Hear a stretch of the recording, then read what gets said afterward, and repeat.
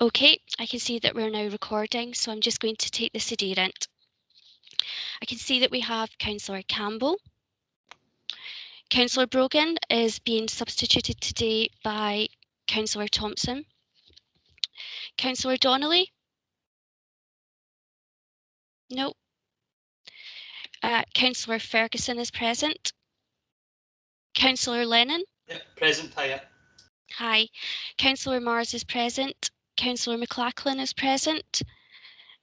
Councillor Nugent is present and Councillor Wark is also present. We also have some officers present at the meeting and a member of the press has been invited. So I'll just pass it back to the chair. Thank you. Thank you very much, Elizabeth Ann. So I'm just going to kick off with item 1, and that's any declarations of interest. I'm not looking at Teams at the moment, Elizabeth Ann. I'm reading off the list I have of what we're doing. So I'll leave you to tell me if anyone's got their hands up. Excellent, awesome. Okay, next item 2, minutes of the previous meeting, which is on pages 3 to 6. I'm happy to move those as a correct and true record of the last meeting.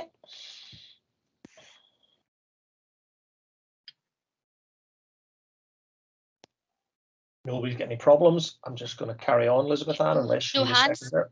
Cool, excellent. And then we're on to our only item for decision, and that's item 3, which is the 21-22 internal audit plan for the 6 months up to the 30th of September 2021. And you'll find those guys on pages 7 to 16. And Yvonne Douglas is going to take us through this paper. Yvonne. Thank you, Chair. As you said, this is the internal audit plan for 21-22. Looks a bit different to what it has in previous years. Around about this time of year, you'll be used to getting an annual plan from us. But in this year, we've split it into 2 6-month plans. The first one taking us through to the 30th September. And the following plan, which will come to you in the September of this year, will take us through from the 1st of October to the 31st of March. Now, the reason for doing in this way in 21-22 is set out in the background to the report. So first of all, probably an important point to make is that there's been no difference in the approach to preparing the audit plan. So at 3.1, we're noting that we are still complying with the public sector internal audit standards, and we have met all the requirements of those standards in preparing the internal audit plan. 3.2 is a crucial paragraph in setting out a reason for the 2 separate 6-month plans this year. It is still quite challenging in terms of determining our actual capacity, given that we are continuing to support council services in the delivery of COVID tasks. And we're also seeking to set out what our response to COVID is in this next phase that we move into. In terms of the retrospective checking that we would want to undertake. So what I have done is split the plan this year. So the first 6 months really focuses on corporate activity, some key internal audit core functions, and general support work that we continue to undertake, with the second 6 months looking to do more work within council resources. Again, the intention there as well is to try and support council services in this recovery phase, to give them the opportunity to do that, and for the audit process to be introduced at a point in time where it can deliver the best output. So I think the kind of keywords in 3.2 is that we intend to make these plans current, relevant and deliverable, and I think splitting into the 2 6-month periods is the way to do that. 3.3, also an important point to make in is that the audit plans will deliver a programme of work that will allow an internal audit opinion to be given at the end of the year. So there is no compromise in terms of the output from the plan and what it will allow us to do at the financial year end. In terms of the overall audit strategy, that remains unchanged and is set out in paragraph 3.4 for you. In terms of what the Risk and Audit Scrutiny Committee will see during the year, again, that's unchanged. We'll continue to monitor our progress against the audit strategy. We'll provide activity reports to you at each meeting.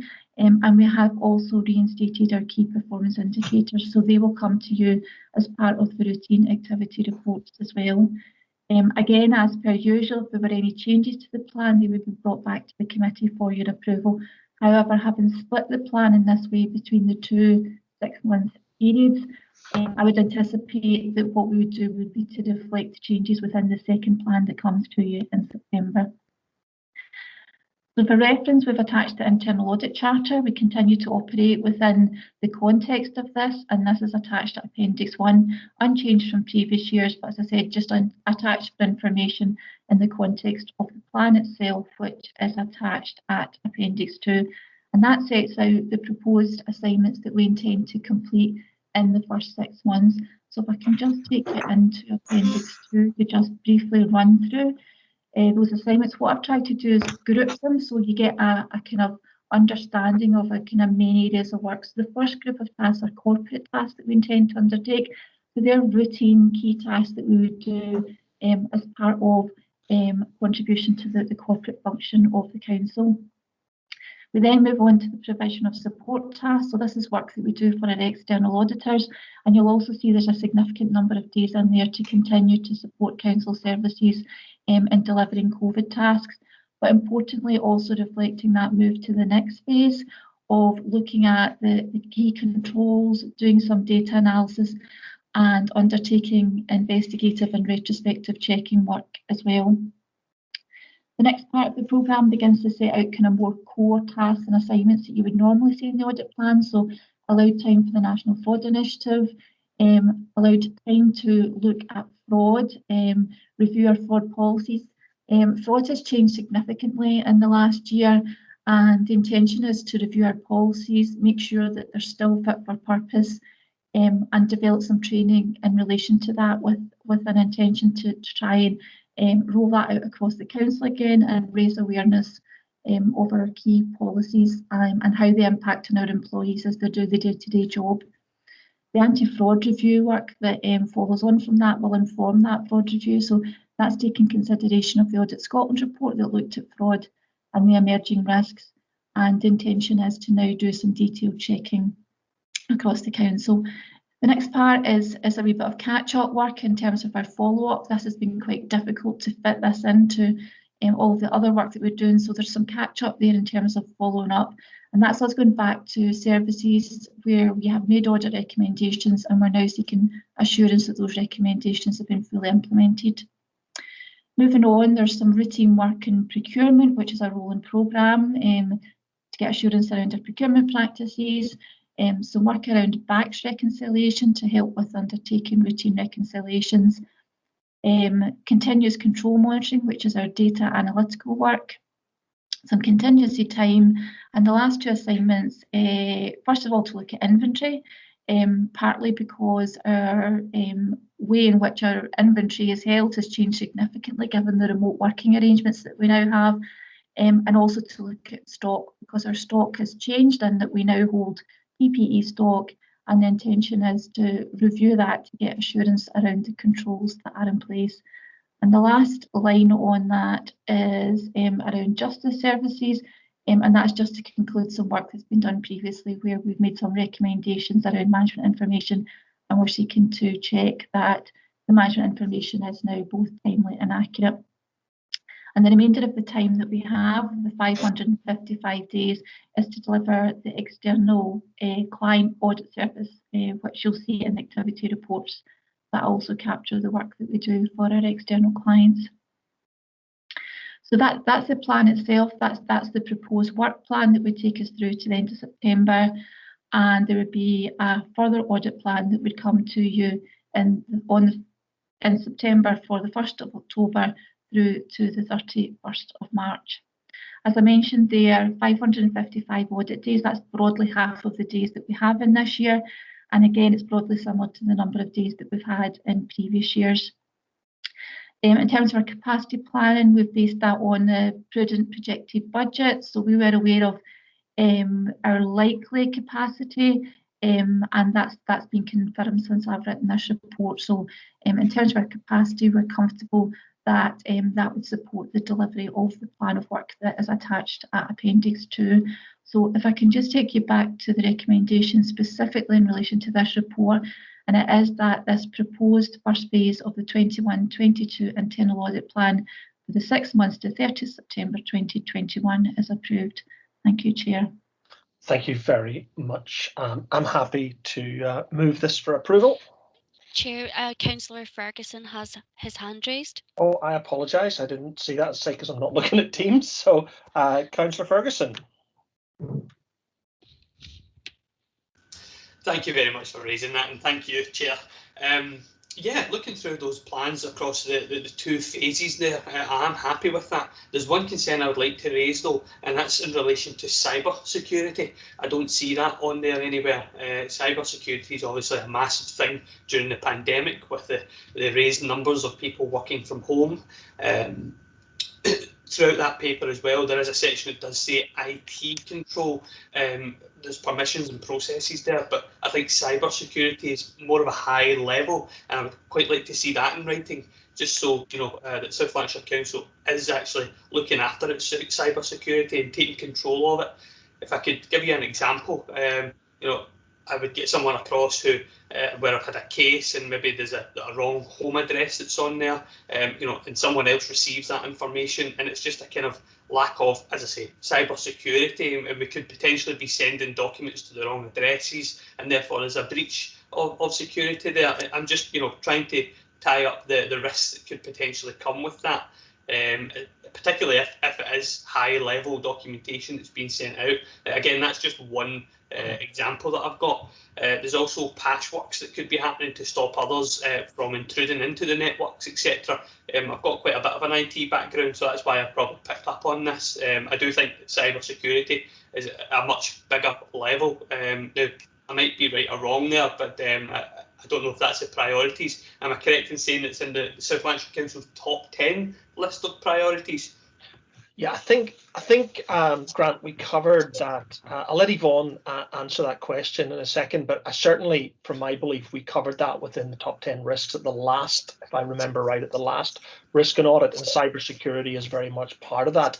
And I think when it comes to the challenges Yvonne mentioned there in her report, the changing challenges within the council, it's exactly the same as crime. You know, if you talk to the police today, you know, the crime from 10, 20 years ago is very, very different from crime today. There's not as many house break-ins, cars aren't being stolen as much due to security measures, etc. But cybercrime is massively an increase. I'll let Yvonne, if you want to add anything to that, Yvonne. Yeah, no, that's helpful, and thank you, Councillor Ferguson. I absolutely understand the points that you're making. Over the last year, what we've been trying to do is gather all this information that's been coming to us. So we've been getting regular updates in relation to fraud risks and specifically around the cyber risks. It is in that plan, and it's kind of embedded within that general term that I've used around fraud and emerging risks. So it is in there. We didn't make that an explicit reference to the cyber risk, but that is one of the ones that we will be considering, and it's one of the significant points that are coming out of all of this. And I think that was the point, obviously, that I was trying to make as well, and probably didn't explain particularly well, around the fraud policies and the fact that we do need a review of those to recognise what fraud looks like now. And that's one of the points that we absolutely will be taking on board to reflect in our policies. And trying to raise awareness. So again, that was the reference to the training session, is that we've kind of moved on in terms of the examples of fraud that we gave to employees, and I think we need to reflect that in all of our frameworks and policies for going forward. So absolutely take your point on board, and I think you'll see that in the work coming through from us, even although it's perhaps not as clear when you look at the plan itself that it is included in there. So hopefully you'll be get some assurance from the reports that we bring to subsequent committees. Just supplementary, if you don't mind. Thank you very much for your answers there. Again, coming from the background that I've got here, cyber security, as I said, it's massive. It's not, it may seem like a kind of smaller, more manageable issue, but as soon as something goes wrong, it can become something very extreme. I would quite like to see that in writing, so that it is kind of recognised at a more higher level, and then that way we can review it and get the stats on it, and basically manage it, because we don't want to not understand all of the risks fully. And I know that there will be various types of risks, but I don't want the IT staff to be left behind and have the pressure put on them. We need to take some responsibility here, I think, and make sure that the security and whatever we've got in place in terms of cyber has to be fit for purpose to protect us and protect our data. It's a massive, massive thing. Again, using my experience, looking at the documents I've got, I'm not that satisfied that it's recognised at high enough level, that maybe it should be put in there separately. Again, I'm just using my opinion here, but I think it has to be there, and also has to be clear so that everybody knows what type of position we're in terms of the security aspects of the online. We need to understand the risks so that we can, put in the prevention measures and take it from there. So it's just, how do we recommend going forward with that? I mean, I will open that up to you. I was going to make a suggestion, Grant, if you're okay with that. And again, I'm maybe looking for a bit of advice from the officers on this one. Would it be useful to bring a separate paper to this committee on cybersecurity and the audit around cybersecurity? Because you do make a really good point, Grant. As being an IT person, I completely understand and get that. In the first instance, what I was going to suggest, Chair, is that I could scope out our intentions around that area and send it around committee members for them to have a look at, so they could see what we were planning to do in the first 6 months. But I'm happy to bring something back to the committee formally as a paper as well, if that would be helpful. We will be working with our colleagues in IT who have been doing a significant amount of work since last April. So it is not that that there is no recognition of the risk or response to that risk. There has been a significant response to it, but I think our job within internal audit now is to look at the adequacy and the continuing requirements, and to report to the committee if there are any aspects of the risk that we consider not to be mitigated by what has been our response to date and what our plans are for the future. But I think probably the important point to make here is that colleagues in IT have actually been doing a significant amount of work in this area. So part of that will be for me to capture that information and use that to provide some assurance to the committee as well. Yeah, I mean, I think Grant's absolutely right. Using his experience, we're here to scrutinise, and I completely accept that. I think we should be looking at that a bit more detail. We've also got, I chair the IT working group, as you know, and we've got 2 major systems coming online over the coming years. With a brand new housing system coming in, and potentially we'll have to replace the social work system as well at some point, because Swift has been around for been around longer than South Lanarkshire Council, so it probably needs some significant work. So, Grant, you want to add anything to that? What you're actually looking for? You bring up a really good point. Yeah, no, listen, I'm absolutely fine with that. I think it's more about the control aspects of it and the vulnerability. As you mentioned, the service is pretty out of date in some aspects, and every day I'm getting emails that I probably shouldn't be getting, and I think there's a wee flaw there somewhere, and it's about having the right tools is I think what I'm trying to get at here, in order to raise any of these issues, regardless of how small they are. We shouldn't, just be thinking about patches. We should be actually thinking about resolving the solutions. But it's how we do that, but I think it should be reviewed on a more regular basis as well, even if it is just to take more control of the smaller things. As I mentioned earlier, something very small might not seem like a risk, but it can turn into something massive. CVSS 10, for example, a patch had to be created for that on an emergency basis. So you've got the delivery time, you've got service stopping during that, and there's the vulnerability opens up. So it's just, I would like to see the control of the situation better. But what I'm reading, I don't see that control in place. So I have my own kind of concerns with that, and I'd just kind of like to know how safe is South Lanarkshire Council's network, just to keep all of us as councillors safe as well. And I appreciate that, despite the service that you have, you could have breaches of that. But at the end of the day, if there is a breach in place, it's quickly picked up by the media, and it doesn't look great on us. So we need to be right on top of that and keeping everyone safe. I appreciate that crime does change over the years, and so does cyber, but that's getting bigger, unfortunately. That's not going the opposite way, it's only getting worse. So we need to really be on our ball and stay on top of it to make sure that what we have in place is solid and it's secure for all of us. I think I call that like a secure by design, if you will, that we create that to make sure that, as I say, every one of us is safe. But that's what I'm going back to there. What I'm reading is, are we at that position yet? Do I think there's enough recognition of that yet? I'm not quite sure. So maybe this is the opportunity for us, and we can all come together as a group and have that nailed down and go forward. So yeah, I think it's more about the IT controls and, as I say, making all of us safe. That needs to be opened up a bit better. All the members need to understand exactly what the risks are and what we can and can't do, and that will be better for us going forward. And that's what the risk is at the moment. You okay with that, Yvonne? Are you? Yeah, no, Yeah, I absolutely take all those points on board. Yeah. So Yeah. hopefully the Chair, response that comes through that we'll be able to give some assurance to the councillor.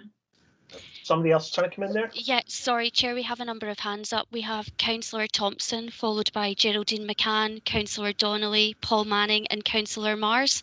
Oh my goodness. Bert, you picked the right meeting to join today. Who was first up? Was it Councillor Thompson? Chair, can I just come in? Right, Geraldine, Paul. I think, in relation to this point, has had her hand up for a wee while now. And I think what Geraldine's going to explain is just how what Yvonne does sits in a wider environment of internal controls that Geraldine oversees in terms of a governance responsibility for the council. So if I can bring Geraldine in, maybe just at this point, just takes maybe give a wee bit of context to the conversation that's happening just now. Absolutely. Thank you, Chair. It may be helpful for Councillor Ferguson if I explain that. You will be aware, Chair, that within the Council we have an Information Governance Board, and I chair that board. Lead officers from each resource are represented at that. Yvonne is represented, and our IT services. Now, one of the things that has been specifically concerning us is information security. And we have been looking at that for some time. We have a series of policies that are issued to staff to give staff advice on that. We look at incidents that may have occurred, not only with ourselves, but also with other local authorities and other organisations, to see what lessons can be learned from that and what improvements we can put in place. That is ongoing. Every meeting we have, we discuss this. So we are working towards it. Obviously, because of the hackers, etc., they are also working to overcome any measures that are put in place by any organisation. So it is a constant piece of work that has to be going forward. But I'm happy to feed in to any report that comes back to this committee to explain what we are doing and what we plan to do for the future. You know, I really appreciate that, Geraldine. I think it's important. I know, Paul, you know, we've had this conversation many times about this committee and the level of detail, the questions, but I also don't want to put the councillors on a straitjacket in this committee. You know, if they want to, we're here to scrutinise, and I think, you know, they should be allowed to scrutinise at whatever level they want to. Who's next? Did you say Bert Thompson was next up? Yes, that's correct, Chair. But you okay, Grant? You want to add anything else, or you okay? No, more than happy to hand over. I've held the floor for long enough on this one, so more than happy to hand over to somebody else. Your input's really appreciated. Thank you. Bert.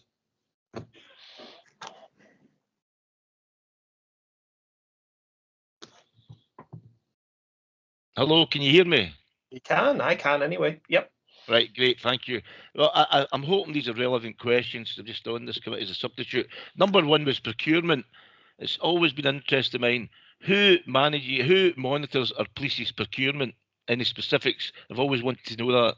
The other one is about the cyber security. I had an incident a few days ago, and it was a bit disturbing that when I get through to England, they had a specific team that dealt with it. But when it came to Scotland, they says that they hadn't a team to do it through the police, who then put me to another department, and I thought the specific department dealing with such a serious thing was something that maybe we should have in Scotland too, and I was just wondering why we don't. Thanks, Chair. Thanks very much. I can probably answer the first of your points. I'm not certain that I've got an answer for the second tier points without going away and asking some other questions. In terms of the procurement, we have a central procurement function that has overall responsibility for all aspects of procurement. We also have procurement activity that is undertaken in resources, but there's clear framework of policies, procedures, processes in place, and also quite clear reporting structure in place as well, which does generate reports to all levels of the organisation as well as to members through committees. We also have sight of all of those, so the work that we're proposing to undertake is a rolling programme of additional checks again to get some assurance, particularly around contract award. And as I say, that's a rolling programme of checks that we have in place every year where we cover different council services to look at contracts that have been awarded, get some assurance around that award process, and to satisfy ourselves that we have complied with all aspects of our own processes, procedures, and also of legislation that's in place. And it's insurances on that I'll bring back to the committee. In relation to your second point, I would need to go and ask some questions around that for you to come up with a specific answer. So if you can allow me to go away and ask those questions, I can come back to you. I think maybe Paul's looking to come in, maybe on that point. Yeah, sure. Let Paul go ahead first, and then I'll pass back to Bert Thompson. Paul. Councillor Thompson, I would really need to know the background to, the call that you made, what it was about, who it was to, in relation to, security. I'm happy to pick that offline if you want to even pass me a piece of correspondence. I probably don't know enough about what you've said up to this point to give you an answer, though. And I'm keen we don't get into details of that call on this committee. I would have it as an offline conversation, Bert, with Paul Manning.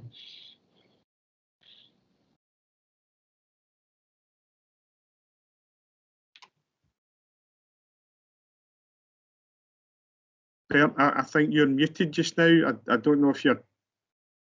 I'm not muted. Yeah. Okay, I don't know if you hear me now. No, that's fine there, Paul. It's actually been dealt with. But it was just in general why that England had a specific, or the rest of the UK, specific agency where we to go through the police.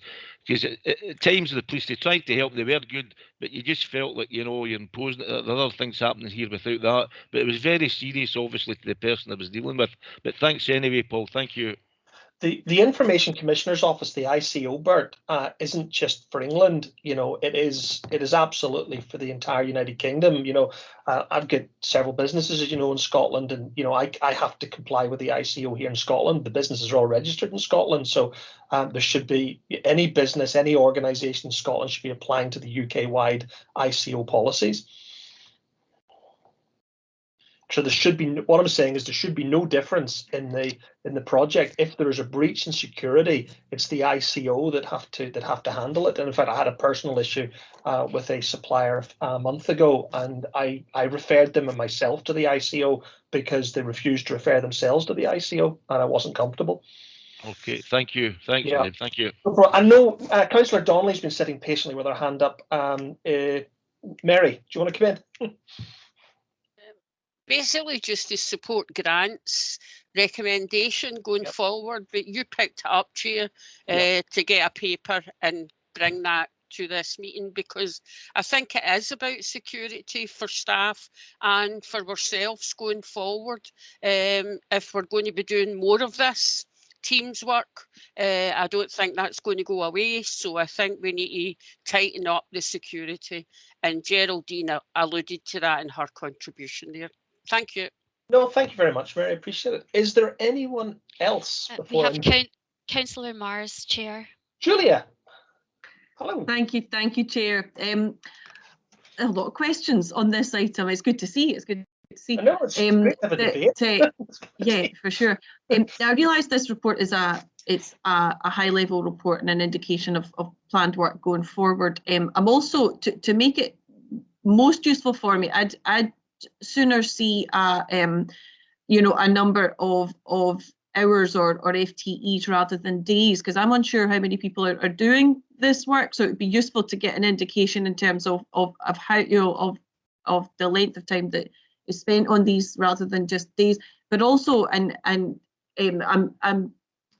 aware also that on the fraud statistics, we see a more detailed report routinely through this committee. I'd quite like to see that for procurement in particular, but also a more detailed look at more of the aspects noted in that high-level plan, so that we can understand where there were improvements, especially where there were indications that things could be changed going forward, or what was looked at to make sure that things are absolutely adequate, would be really useful, I think, particularly for procurement, but for actually quite a lot of those aspects that are noted in that high-level plan. If I can just come back in terms of response to that, the plan, what you see there, as you say, is quite broad categorisations, but that's split down into individual assignments.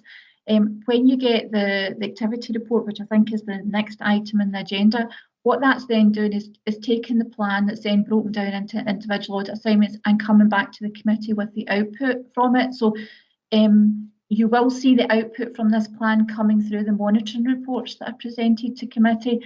And I don't know if you remember, but in the last activity report, that was one of the improvement points that we picked up on, that we were going to try and increase the amount of information that was in an activity report. So we were going to bring more of the key messages pages to you, that we're going to extend the key messages pages as well, so there was more information in there.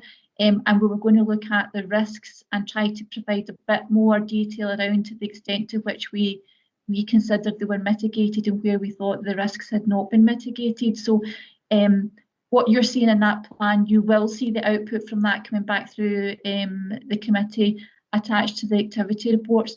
And I'm hoping that the expanded output will be helpful in the scrutiny and challenge that you're seeking to do around that. I don't know if that helps to kind of address your point that you're making around seeing the output from it. To some extent, yes. I think that the way we look at the fraud statistics is very detailed and really useful, and I can be have assurance that it's been looked at in an in-depth way, and the committee made aware of where there have been improvements or where the controls are adequate. I'm not feeling as knowledgeable on aspects like procurement. So, and I realise that the vast, there's a huge number of days that you're dealing with the fraud statistics, and all the other reports that are tallying up one benefit with another council resource, so that fraud can't take place in other ways. But I think for procurement, I would sooner see a more detailed report for some of these things. And I realise that resource committees will have their monitoring reports, which I'm aware of, but not every member sits on every single committee. So it would be useful to have an understanding at this committee in terms of scrutiny. Okay, I'll do my best to capture that within the reports that come back. Obviously, our focus is not necessarily around the monitoring of procurement activity, it's around the controls and whether they have been applied. So we kind of complement the work that's already been done by our central procurement colleagues. But what I can do is perhaps direct members to other committee reports, which I think help in terms of understanding the procurement in the wider context, and then hopefully the information and the assurances that I provide around the effectiveness of our controls provides another level of information. But I'll obviously happy to take feedback as we start to bring these reports back to the committee, if it's providing the information that you're looking for in the format that you're looking for. And as I say, I'm happy to take that on board as we work through this. I think maybe Paul's looking to come in this, Chair. Absolutely, Paul. Thanks, Chair. And I'm happy to make the offer to Councillor Mars. There are regular reports that go to the Finance and Corporate Committee that cover procurement activity in a fair amount of detail. Probably going beyond the sort of detail that Yvonne provides even in relation to things like fraud cases. So we can get those together and get you access to them. But that's in terms of monitoring of procurement activity, reports to the Finance and Corporate Committee, and there are also reports that go to each of the resource committees that go through details of contracts that have been let across the previous, I think it's quarter. I think they go on a quarterly basis. So happy to get access to those. Chair, can I come back just for clarification that I realise I'm already able to access the finance reports. They'll be available on the council website. It's specifically in terms of scrutiny and what officers are the activity that officers are carrying out in terms of looking at the procurement process and how that's happening. So it's not necessarily a detail of the procurement activity of the council, because I realise that's it's available in other places, but it's in the similar way as we would understand how many cases of fraud have taken place in terms of procurement. What's what the system is in place to make sure that that's minimised, and the rolling improvement process of the probably ever imaginative ways that that some people will find to try and evade those controls. So it's absolutely from a scrutiny point of view that I'm asking for, not necessarily what I would, the detail that will go to finance. It's to be sure to give me absolute assurance that I have comfort in the way that I do reading the fraud paper that we're coming on to later at this committee within that aspect of the work. Again, listen, happy to talk, Councillor Mars, through the papers that go to the Finance and Corporate Committee, but they are, for example, they cover the procurement improvement plans that we have, right, and the action plans that we have. It's not simply a reporting of procurements that have been done. It is about scrutiny, and it is about the improvement activity that's ongoing there. So, again, I'm happy to make time to go through that. Chair, I think Geraldine McCann would like to come in as sure. well. Yep, thanks, Elizabeth and Geraldine. Paul has actually covered what I was going to say, Chair, but it's just to back him up that the Finance and Corporate Resources Committee does have that scrutiny role as well in connection with procurement. So it is not as if it's being ignored within the council. There is a scrutiny function being undertaken. Yeah, I know it's very hard, Geraldine. I get where Julia's coming from in this, because we have a risk and audit scrutiny forum here that we're holding today, and information is coming across that come in from other committees, but it makes it very hard. And as I said earlier, I'm very conscious of not putting the members on a straitjacket as much as anything in this committee, because people should be able to scrutinise. And I understand that other committees will scrutinise their own resources, but if we're bringing them to this committee, Julia, am I right in saying, Geraldine, that those who are on this committee can't be on the finance committee unless they're the chair, something like that? So, finance committees, is a harder one, and we also have the finance scrutiny committee as well, or forum as well. But it's hard, Geraldine, for members on this committee to scrutinise if they can't ask for the detail.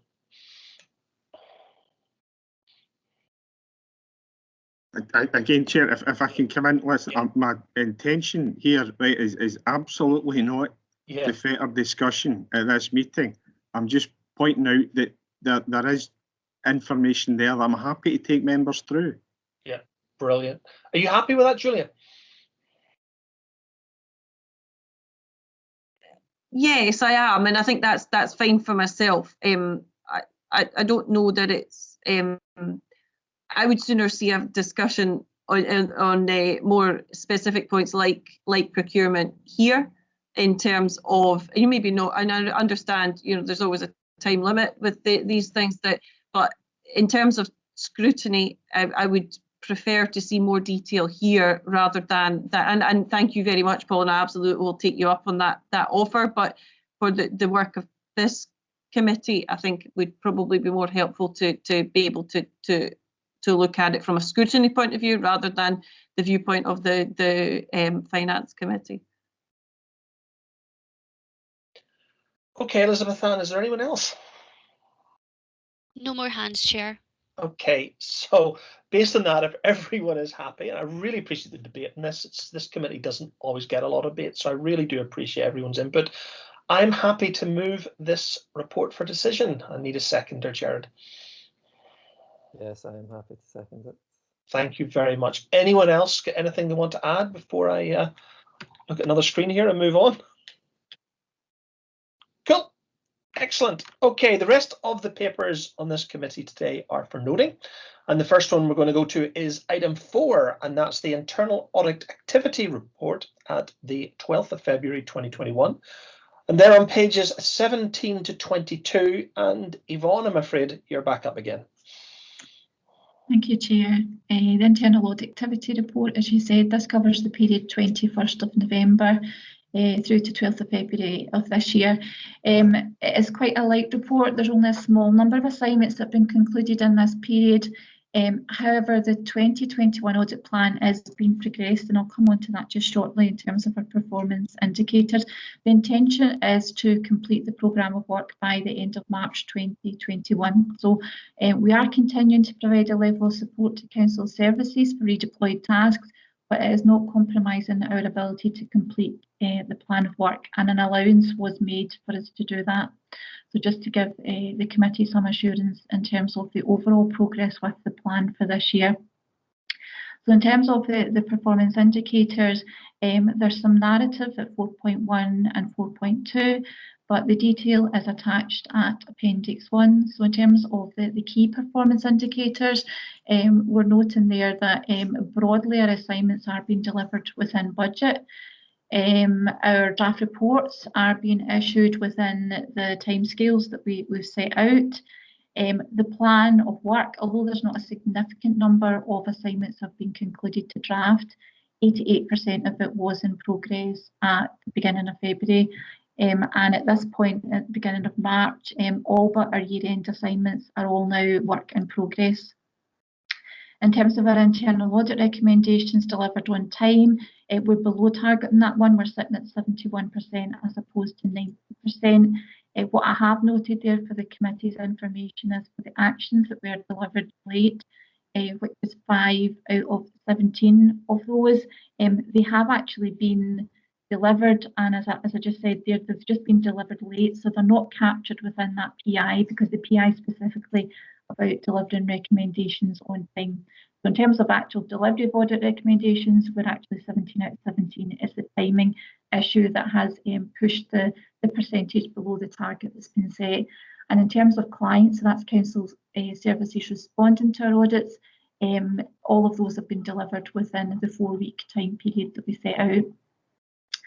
So in terms of the assignments that have been concluded, normally you would see key message pages attached for significant assignments. There aren't any significant assignments within the group that have been finalised in this period. So the details are attached in Appendix 2 in a summary version in terms of the assurance that comes from each of those. There's 13 of them in the period, 8 for our external clients and 5 for the council. And as I said, what I have noted just briefly in the assurance column is the main output and the key findings from that assignment. So there's nothing significant to report to the committee in relation to those. Aside from that, there are no employee or financial issues that I need to bring to your attention either in this period, and we are continuing, as I mentioned, to progress our audit plan to conclusion by the end of this month, to allow the annual report to be written within the normal timescales. So that's the main points coming from this report, and I would ask that the committee note both our progress and performance in the period. Thank you, Chair. Thank you very much, Yvonne. Any questions for Yvonne? No hands, Chair. Thank you very much, Elizabeth. So based on that, if no one's got a problem, I'm more than happy to note this paper. I need a seconder. I'll second that. Thank you very much, Jared. Anyone got any other questions before I move on? Everyone happy to note? No hands. Okay, right, brilliant. I shall move on to item 5, which is the annual audit plan for 2020-2021. That's on pages 23 to 38. And Andrew Kerr and Peter Lindsay are going to take us through this report, I think. So we just have Andrew Kerr at the meeting, Chair. Okay, thanks. I'm just Sorry, I wasn't looking at Teams. I was looking at your notes to me. Yeah, thanks, Chair, and good morning, everyone. Before I go through the external audit plan, I just wanted to give the committee a quick update on a change to our audit team. So Dave Richardson, who has been the senior manager in the audit for the past 4 years, will be retiring at the end of April, and Dave will be replaced by Peter Lindsay. Peter's performing a similar role right now on one of our other council audits, and he's also the senior manager on our audit of NHS Lanarkshire. Fiona Mitchell-Knight will remain as the appointed auditor for the council. So just moving on to our plan. This document serves two purposes. Firstly, it provides you with details of our proposed work as part of our 2021 audit, together with the timescales for completing this work, as well as the expected outputs you as a committee can expect to see from us. Secondly, the plan discharges our responsibilities under the accounting standards to make you, as members, aware of the various areas, such as our materiality levels for the audit, the confirmation of our independence, as well as our control arrangements. I don't intend to go through the plan in detail, but I would like to highlight the following within it. Starting on page 5 of our plan, which is page 27 of the agenda document pack, Exhibit 1. This outlines the key risks that we've identified from our planning work, and we categorise these into financial statements risks and wider dimension risks. Points 1, 2, 3 and 5 in the exhibit could be considered to be more generic risks as they relate to most public and private sector bodies. And these are really driven by the accounting standards, and as such, we have a duty to consider these as part of our work each year. There are a couple of new risks for this year, and these are linked to COVID-19, being points 4 and 7 in Exhibit 1. These really just reflect the challenges that the pandemic has brought, and that will continue to have on public services and its finances in the coming year and into the future. The final risk, number 6 in the table, this relates to a recommendation we raised as part of our annual audit report last year, and the work this year will be focused on following up on this point. In the right-hand column of the table, we've outlined the work that we intend to undertake to address each of these points. And in addition to this, the middle column of the table includes the management assurances that we've received for each of the risks. And we'll be taking these into consideration when we complete our work in each of these areas. We will be reporting back on each of these points in our annual audit report, which will be presented to the committee later in the year. On page 7 or page 28 of your pack, starting at paragraph 7, we also just note here that we audit the charities that are administered by the council, and again we'll be providing a separate audit opinion on this later in the year. Moving on to page 10, page 32 of the pack, paragraph 23. I just wanted to highlight that in addition to providing an opinion on the financial statements, our opinion also covers the management commentary, the governance statement and the remuneration report that form part of the annual accounts. On page 11 or page 23 of your pack, Exhibit 3 details the materiality levels for our audit of the council. While materiality in the plan has a numerical value, some items are considered to be material by nature, such as any disclosures in the remuneration report, and we would report on any identified misstatements of this nature. On page 12, which is page 34 of your pack, Exhibit 5 sets out the timetable that will allow us to sign off the annual accounts by the revised deadline of the 31st of October. We've agreed this timetable with management, and while we'll do our best to meet these target dates, these will be subject to change if any further issues arise from COVID-19 that might impact either on the council or the audit team. We're in regular communication with management throughout the year, so any changes will be raised at the earliest known opportunity. Also on page 12, at paragraph 29, as part of our planning work each year, we assess the council's internal audit service. And based on our review, we have concluded that the Internal Audit Service operates in accordance with the public sector internal audit standards. And at paragraph 31, we just note areas of internal audits work that we'll be considering as part of our wider code responsibilities for this year. Finally, the Code of Audit Practice also requires auditors to review and conclude on the wider dimensions that contribute to best value within the Council, these being financial sustainability, financial management, governance and transparency, and value for money. And our proposed coverage of each of these areas is noted on pages 13 and 14 of our plan, which is pages 35 and 36 of your pack. Our findings and judgments on this wider code work will be reported in our annual audit report also. I believe this covers the main points within the plan, but I'd be happy to clarify anything or answer any questions that you may have. Thanks, Chair. Thanks very much, Andrew. Anyone got any questions for Andrew? There's no hands, Chair. Thank you, Elizabeth Ann. Okay, I'll just go ahead. I'm happy to note this paper. I just need a seconder. Happy to second it. Thank you very much, Jared. Anyone else? Everyone okay to note it? I'll take that as a yes. Okay, moving on to item 6, which is this Fraud Statistics 6 monthly update. And Yvonne, back to you. And sorry, I should have said it's on pages 39 to 42. Yvonne. Thank you, Chair. This is the interim fraud statistics report that gives you the 6 monthly position. So the statistics in this report cover the 6-month period to September 2020 and give you the comparison to the same period in 2019. In terms of how we've gathered the information, there's no difference. So to that extent, it is comparable. However, at 3.5, we're noting that although we gathered the statistics on the same basis, COVID has had a significant impact, and you'll see that as we start to go through the tables, both in terms of the level of cases that are being reported to us from the likes of the DWP in terms of the benefit work, and also in terms of our ability to progress investigations in the period as well. What I am noting at 3.5 is despite these delays, we haven't changed our processes, so our approach to fraud remains the same. There's a zero tolerance approach to fraud, and all of the work that we would normally do will be undertaken. So there is no compromise in how we approach this. It's the timescales for concluding the work has required to be extended just because of pressures on ourselves and on our other external agencies as a result of COVID.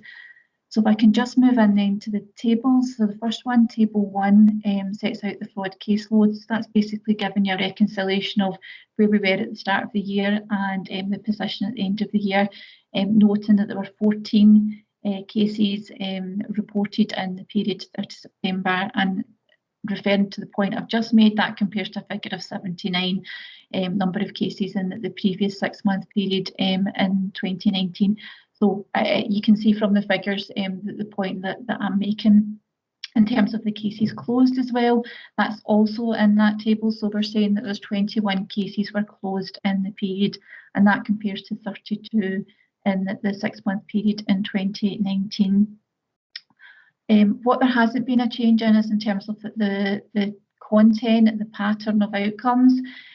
So 4.4, we're noting that the majority of the cases that are reported in the period do still relate to thefts, break-ins and external issues. Although in 2019, the figure of 79 is majority of that is made up of benefit fraud.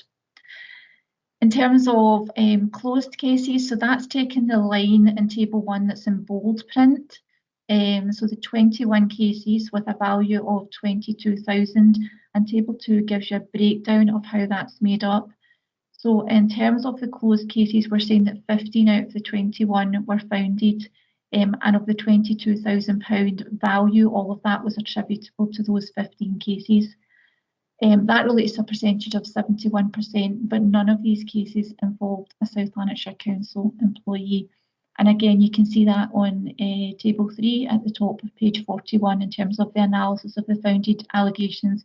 We're showing that all 15 with a value of 22,000 related to external fraud. Just aligning to the fact that progress has been slow in terms of concluding work.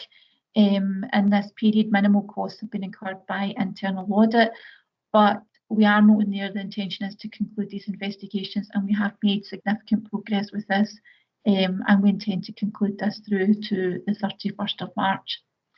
In terms of improvement plans, there's only been the one improvement plan, but there were 7 actions within that plan, and these will be followed up in the normal way. So perhaps remember in the audit plan that just presented, there was an element of follow-up work. So that's where we pick up on this task. What we do is once we've agreed the actions with the client, we'll go back and do some follow-up so that we can assure ourselves that the actions have actually been implemented. And one other point that probably to bring to your attention within this report is the 8.2, and it is that the 2021 audit plan, it does include an assignment to review emerging fraud risks, and it considers changes to service delivery that have had to evolve in response to the challenges and pressures of the pandemic, where appropriate actions will be addressed, will be agreed to address the gaps in internal controls, and there's further follow-up work planned in that in the 21-22 plan that I again brought to you as an earlier item on the agenda for this committee. These are the main points within this report. So in terms of the recommendations, I'm simply asking that you note the content. Thank you, Chair. Thank you very much, Yvonne. Any questions for Yvonne? No hand. Oh, Councillor Mars, Chair. Julia. Thank you, thank you. Yes, it takes me a wee minute now that it's slightly different to put your hand up. It's a 2-step process, isn't it?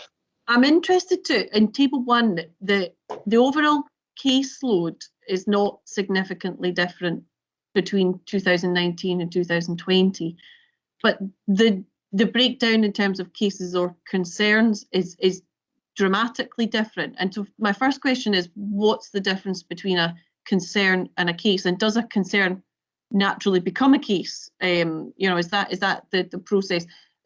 But I'm interested to know as well about the obviously I think COVID has changed what you're looking at, but it's interesting to know that if the checks and balances are exactly the same for looking at the benefits, or is there a time lag in that as well in terms of what you might see going forward in terms of benefit fraud, given the amount of activity that is rightly going on in that to keep people financially safe? Probably to answer those points together, a large part of the fraud report is based on referrals that come to us from our colleagues in DWP. So a number of years ago, the process was changed where if there was concerns that there was benefit fraud, it's referred to DWP in the first instance. So we don't conclude on those cases ourselves, and we rely on our colleagues in DWP confirming whether a fraud has been committed. There's usually a fairly significant throughput from DWP, and there hasn't been at all in this period. So that's really what you're seeing within our fraud statistics, because we consistently report that the majority of it is external, and that's because the majority of the fraud that you'll see through this report are coming from our colleagues in DWP. We use the words concerns there, and we're probably interchanging that with caseload. There is no difference between that. So once something's added as a concern, it is part of our caseload, and we work through that, and we then have an outcome from it as to whether it's founded or unfounded. So the differentiation between those words doesn't mean that it's not part of a caseload. As soon as it adds added as a concern, it becomes part of our caseload, and we report on it in the subsequent tables. So I think the main thing that you're seeing through the fraud report is the fact that we're not getting the cases referred to as from benefit fraud from the DWP. I'd imagine that you might see a similar picture for the full year through to March 2021. But we would expect that when we move into 21-22, that we get a more comparable picture, perhaps not looking at the previous year, but going back a further year again, In fact, we might see an increase in activity because our colleagues in DWP, similar to us, will be trying to catch up with a workload that has perhaps been impacted by COVID over a significant time. You okay with that, Julia? Yes, it's it is. Thanks, and that's what I kind of surmised. That I think we probably are seeing a wee bit of a lag here, because proportionally the amount of activity would be surprising if if there was a dramatic increase or decrease in the fraud stats. I'm without appearing at all critical, I wonder whether there's a need to detail between case and concern, because to me the caseload is, and it being you're clearly doing a similar level of work, slightly in a slightly different from a slightly different direction. So that for me is more useful than case or concern. But thank you. Okay, no problem. Okay, any other questions, Elizabeth Ann? No further hands. Okay, thank you very much. Okay, based on that, I'm happy to note this report. I'll second it. Thank you very much, Jared. Anyone else minded? If not, I am just going to move straight on to item 7. Nope. Okay, so item 7, performance review scrutiny form annual update, pages 43 to 44. And Tom, welcome back to the committee. Thanks very much, Chair. Yes, this is my annual appearance because I bring this report before you once a year, and it simply brings before you a note of the reports that have been considered by the Performance and Review Scrutiny Forum in the previous calendar year. And those reports are listed for you in the table at 4.1, which I think is page 43 of your papers. And they appear under the areas of the forum's main responsibilities, that is best value, improvement and performance management. We're asking you to note that. Happy to take any questions. Thanks very much, Tom. Anyone got any questions for Tom? No hands raised, Chair. Okay, I'll just go straight to noting that. Happy to note that paper. I'll second it. Thank you very much, Jared. Nobody else? I am just going to move straight on to item 8. Audit Scotland report into housing benefit overpayments in Scotland on pages 45 to 50. And Craig Ferguson's going to take us through this report. Craig. Thank you, Chair. The report provides committee with an overview of the Audit Scotland report into housing benefit overpayments in Scotland. In terms of background, external scrutiny of council's housing benefit performance is performed by Audit Scotland through a combination of individual audits and also thematic reviews across all Scottish councils. The council participated in this last thematic review with the original report planned for publication in March of last year. Of course, due to the length of time that has lapsed since the review was completed, the report has not been published and is instead given to councils to be used as an improvement tool. Section 4 of the report outlines the report content and some of the key messages. And just to acknowledge at the start that Audit Scotland do themselves acknowledge that the recovery of housing benefit overpayments can be difficult for councils, as many customers obviously in receipt of housing benefit are on a very limited income. And it's also acknowledged that the rollout of universal credit has a negative impact on the overpayment recovery options available, as any recovery from housing benefit ceases when a customer moves over onto universal credit. So in terms of the 3 main sections the report covers, the first one is recovery performance, the second being recovery options, and the third the housing benefit debt service. In terms of recovery performance, the VIVE outstanding debt across councils rose by 20% from 152 million from 252 million from 2015-16 to 2018-19. For South Lanarkshire, the equivalent percentage increase was 9%. The value of overpayments identified in the year reduced over the period, both across Scotland and within South Lanarkshire. The Scottish average for the recovery of overpayments was 19%, with South Lanarkshire collecting 20.3%. In terms of the recovery of sundry debt recovery, this is when the overpayment moves from the housing benefit system to the sundry debt billing system. South Lanarkshire recovered 17.5% compared to the Scottish average of 14%. The Audit Scotland report also highlights the different recovery options available to councils and their utilisation, and to highlight the risk that councils are not using all of the available options in attempts to recover housing benefit overpayment. The final section of the Audit Scotland report considers Council's use of the DWP's Housing Benefit Debt Service. This provides councils the ability to receive from the DWP up-to-date employment, pension and address information to enable recovery action to commence. Audit Scotland report notes that not all councils are using this particular service. However, within South Lanarkshire, £122,000 of overpayments was recovered using this particular route. Section 4.7 of the report details the recommendations from Audit Scotland, with the position for South Lanarkshire noted against each of them. Further action is planned in relation to 2 of the 6 recommendations, covering the future use of the blameless tenant route to recover further overpayments, and also improvements for the reporting of the outcomes from the Housing Benefit Debt Service. I'll defer committee back to section 2 of the report, asked to note the key messages and recommendations, and happy to take any questions. Thank you, Chair. Thank you very much, Craig. Anyone got any questions for Craig? No hands, Chair. Oh, surprised me. I thought there'd be questions. Anyway, not to worry. No, sorry. Wait, Councillor Mars. Apologies. Julia. I need to get faster at getting that hand up. I'm sorry. I'm interested to hear that that we are unable to continue to seek redress on housing benefit once a claimant moves on to UC, because given the rush to get claimants onto UC, and I think we can have a personal and political viewpoint on that and the pros and cons for that.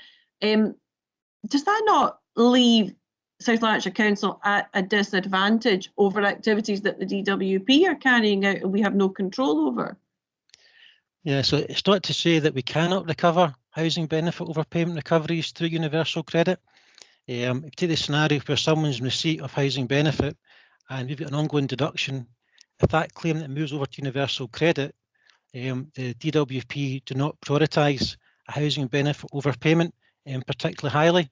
And the report does note overpayments are classed as being 19th out of 23 possible debts. So it's not to say that we can't recover it, it's just recovery becomes a bit more difficult once a claimant moves on to universal credit. Do we have an indication of how much the council has lost as a result of this in South Lanarkshire? Yeah, so the report itself doesn't go into detailed financial implications other than to note obviously the level of debt that's increased and the overall level of recovery that we make in relation to that particular debt. That's further information that I could bring at a future point. Thank you. Okay, I see Mary's also got her hand up. For Paul Manning's got his hand up as well. Julia, are you happy enough for that? Before I just ask Paul probably to come in. It might just be worth Craig taking a second to explain the nature of the debt, right? In terms of who it goes to when it's recovered and us getting a proportion of that. Is that something you could do, Craig? Yep, certainly. So this report covers obviously overpayments of housing benefit. And these payments in this circumstance have arisen due to a delay in the claimant telling us of a change in circumstance. That then triggers obviously an overpayment. And obviously, as the report explains, in a lot of cases, the recovery of that overpayment is difficult to actually get back from the council's perspective. In terms of actually how the recovery operates, step one essentially is through the generation of a letter to the claimant via the housing benefit system. Should the claimant not respond, then we can progress, and as the report describes there, using the sundry debt recovery route, where essentially an invoice is generated and that is passed over to the individual, obviously seeking payment. The council itself does receive a subsidy from DWP of 40% in relation to the value of overpayments. So take an example, an overpayment of £100. If we were to recover only £20 of that, the DWP will still pay us 40% of the £100, regardless of the actual value of recovery that is finally taken from the individual claimant. Does that address your point there, Paul? Yeah, where I was coming from, no, it's not. It's debt the council recovers basically on behalf of the DWP, we do get, for want of a better description, a commission on that, but it's not council money that we're out of pocket, right? It's DWP money that we're trying to recover here. Is that fair to say, Craig? Yeah.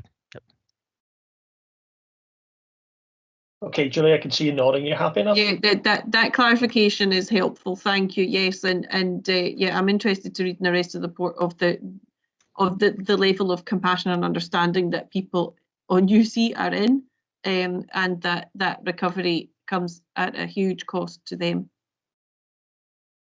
Thank you. I see Councillor Donnelly has her hand up. Mary.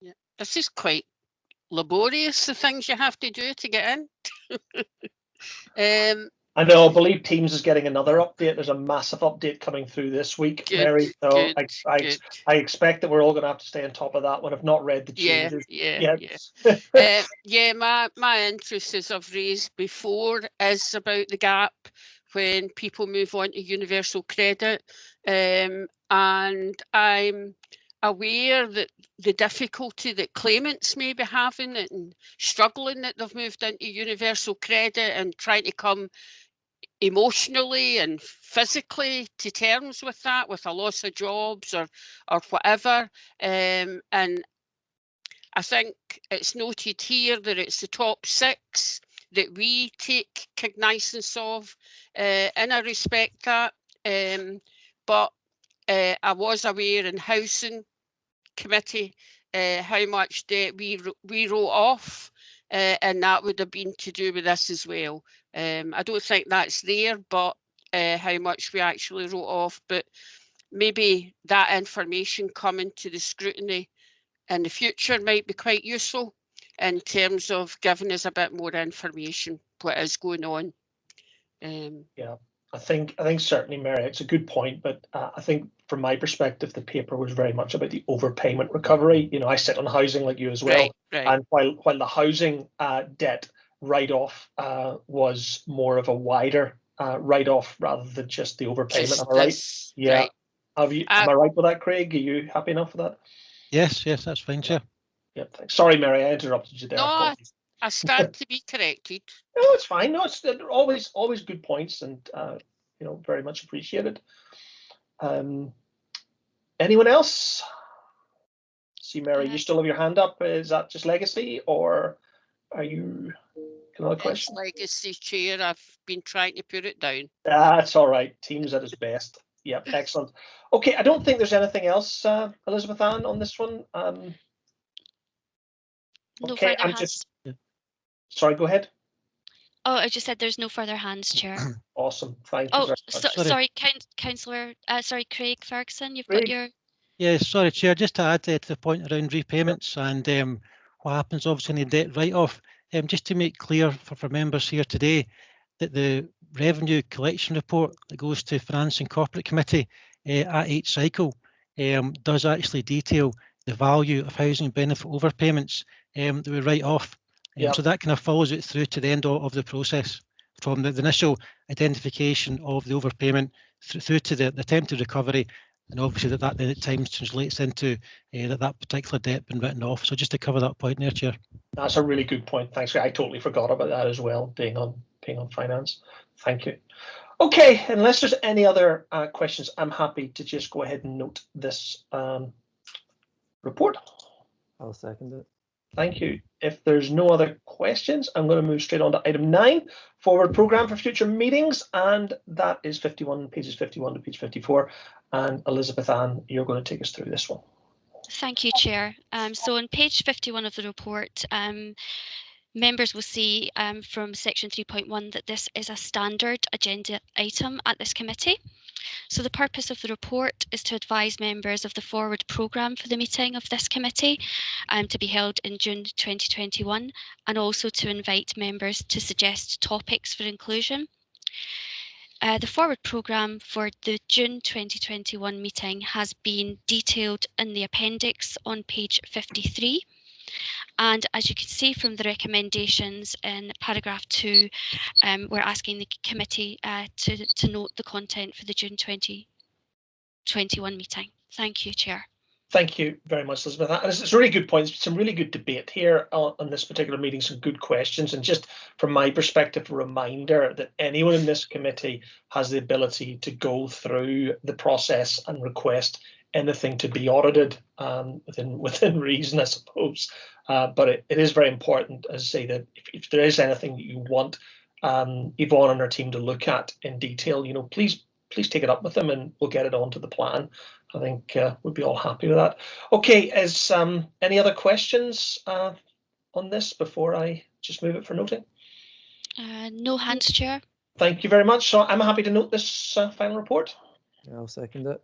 Thank you, Jared. And I have no items of urgent business, so happy to bring this meeting to a close. Thank you all for your attendance, and thanks very much for your input. Thank you to the Chair. Thank you very much, Mary. Always appreciated. Thank Cheers, you. Graham. Bye-bye. All right, thanks. Bye-bye. All right, have a good day. Take care.